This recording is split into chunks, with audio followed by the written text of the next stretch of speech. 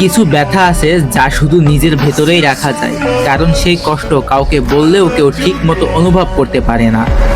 জীবনে কিছু মানুষ হঠাৎ আসে মুহূর্তগুলো একটু সুন্দর করে দেওয়ার জন্য, তারপর ঠিক ততটাই নিঃশব্দে চলে যায়। আমি হয়তো মানুষটা একটু অন্যরকম, নিজের দুঃখ, নিজের ব্যথা, নিজের অভিমান কাউকে বোঝাতেই পারি না, আর মুখ ফুটে বলার সাহসটাও হয় না। ছোট ছোট কথায় মন খারাপ হয়, কিন্তু সেটা বলার মতো মানুষ হাজার কোথায়। যারা একসময় বন্ধু ছিল, আজ তারা সবাই কোনো এক অজানা জায়গায় হারিয়ে গিয়েছে। প্রয়োজনে তাদের পাশে পায় না, এমনকি তাদের ছায়াটাও থাকে না।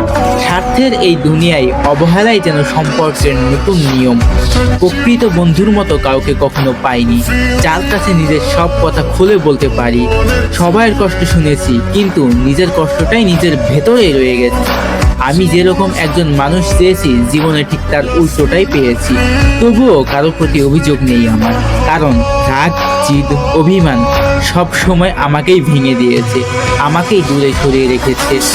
অনেক মানুষের ভিড়ে আমি কখনো ভিড় চাইনি, আমি শুধু একজন মানুষ চেয়েছিলাম, যাকে বন্ধুও বলা যায়, আবার ভালোবাসাও বলা যায়, এমন কেউ।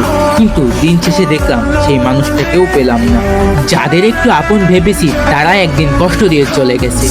হয়তো তাদের কোনো দোষ নেই। অনেক মানুষের এই পৃথিবীতে আমি মানুষটাকে কি আর খুঁজে পাওয়া যায়?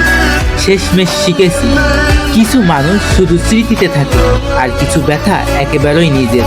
কিন্তু সময় তো কারোর জন্য থামে না। মানুষ যখন চুপচাপ সরে যায়, তখন সে আর আগের মতো ফেরে না।